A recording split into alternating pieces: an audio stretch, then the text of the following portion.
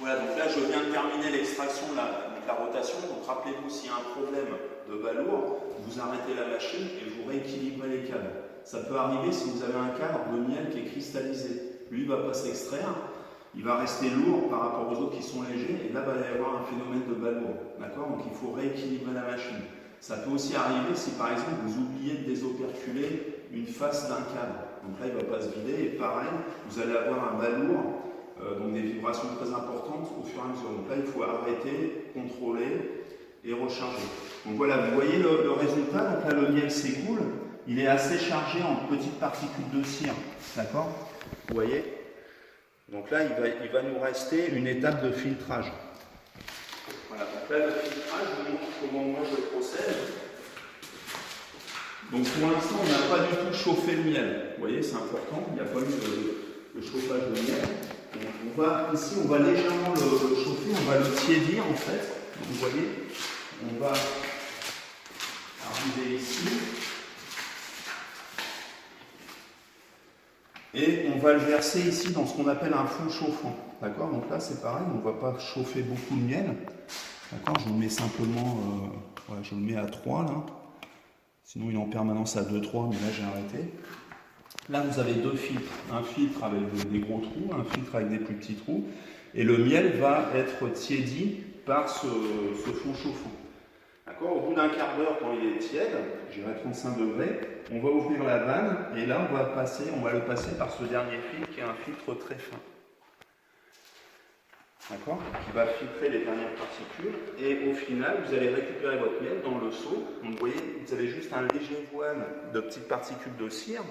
Donc là, on va laisser décanter ça pendant, je dirais, 2 jours. On va légèrement écumer la surface et on va avoir un miel très propre. Donc voilà les différentes étapes. Ok, donc là, on était là tout à l'heure sur le fond chauffant. Donc là, je vous montre le fond chauffant rempli de miel et de cire. D'accord? Là, ici, vous voyez, il est passé sur le filtre nylon. Ok, donc là, je change, je fais ceci. Donc là, c'est d'avoir un miel qui va être prêt à mettre en pot. Après décantation, il y a juste quelques bulles et puis un tout petit peu de cire à écumer. Voilà, donc là je vous montre ce que ça donne en sortie de fond chauffant. Voilà. Donc là vous voyez, ça coule. Donc encore une fois, le miel, il faut le tiédir, simplement le tiédir, d'accord? C'est juste le but pour qu'il passe bien à travers du filtre en nylon. Surtout que c'est un miel de printemps qui est quand même assez épais. Voilà, donc c'est pas le chauffer, mais juste le tiédir. Voilà. Donc là, on va le laisser passer tranquillement avec le fil. Maintenant, je vais vous montrer la dernière opération qui est le traitement des opercules. Donc le traitement des opercules. Donc ici, tout à l'heure, on a vu l'extincteur. Donc là, on avait des opercules qui étaient remplis de miel. Donc, vous pouvez les laisser s'écouter une nuit. D'accord? Et déjà, vous aurez une grande partie du miel qui sera récupérée. Maintenant, si vous ne voulez pas attendre une nuit, vous pouvez utiliser cette machine qui s'appelle une centrifugeuse. Je vais vous montrer. Voilà. Donc là, vous commencez par mettre des opercules. Pour utiliser la centrifugeuse, vous mettez les opercules dans le panier. D'accord? Vous ne mettez pas une grosse quantité, vous mettez le fond. Voilà. Après, donc ce panier donc en nylon, vous allez le mettre dans un panier en inox. Voilà. Donc vous voyez, vous repliez ici au-dessous des repères, là, en tissu. Voilà. Après, ce qu'il faut faire, c'est équilibrer, parce que là, c'est une centrifugeuse qui va tourner très vite. C'est une machine qui est quand même assez délicate. Hein. On a eu pas mal de soucis avec. Mais je vous montre quand même. Donc voilà, il faut équilibrer un petit peu les opercules et le miel. Voilà, comme ceci. Voilà, donc on équilibre. D'accord? Voilà, de façon à ce qu'il n'y ait pas trop de balourd.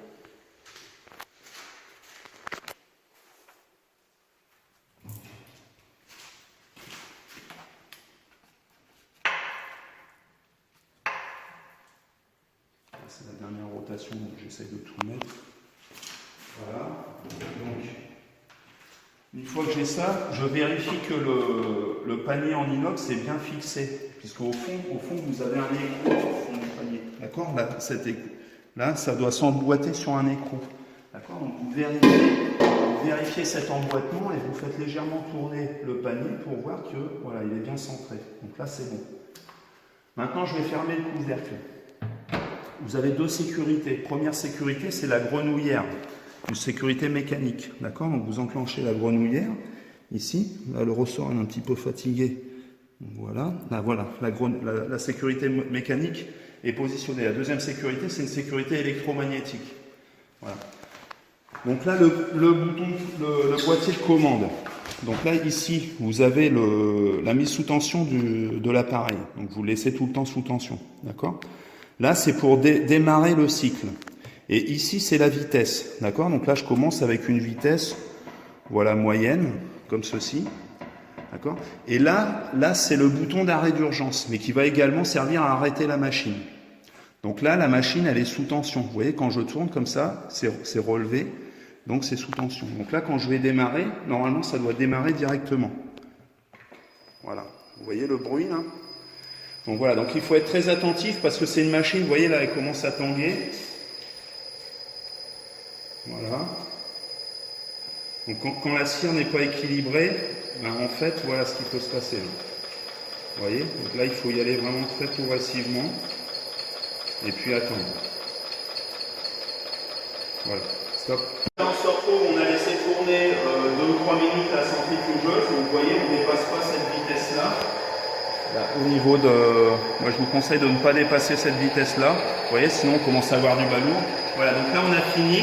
Donc pour arrêter, simplement, vous appuyez sur le bouton rouge. Voilà, le bouton d'arrêt.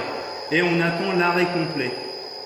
Voilà. Donc une fois que la machine est arrêtée, on ne peut pas l'ouvrir, car il y a la sécurité électromagnétique et on n'est plus alimenté. D'accord? Donc on ne peut pas l'ouvrir. C'est pas la peine de forcer. Okay, même en enlevant la grenouillère, on ne peut pas. Donc voilà, il suffit simplement de remettre le courant. Donc vous tournez, parce que là j'ai stoppé avec ce bouton, je remets la tension. Voilà, vous avez entendu le petit. Voilà. Et donc là, la sécurité électromagnétique est déverrouillée et je peux. Donc la machine est sous tension, ok, et je peux l'ouvrir. Voilà. Et donc là, vous voyez la cire ici qui est bien sèche. Je vais pouvoir la faire fondre. Donc je vide la cire, je remets de la nouvelle cire avec du miel, ok, je referme la grenouillère, et là j'ai juste à appuyer sur le bouton départ cycle, parce que je suis encore sous tension, d'accord? Donc départ cycle, la machine tourne, j'appuie sur le bouton rouge pour arrêter, pour réouvrir, je retourne le bouton rouge, d'accord, pour remettre la tension, voilà. Donc finalement vous n'avez que 2 boutons, départ cycle, arrêt, et éventuellement jouer un petit peu sur la vitesse si vous voulez bien essorer. Voilà.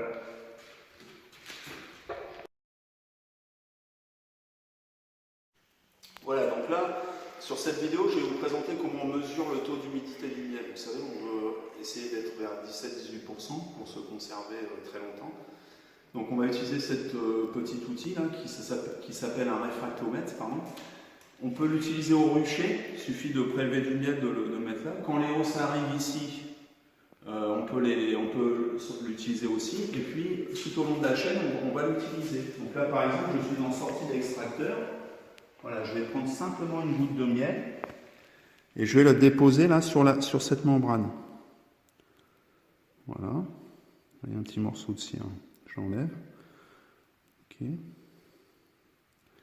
Là, vous voyez, on ferme doucement, là, de façon à ce qu'il n'y ait pas trop de bulles d'air. Voilà, c'est bien. Et après, je vais m'approcher d'une source de lumière assez importante, là, par exemple l'extérieur. Et puis, je vais regarder.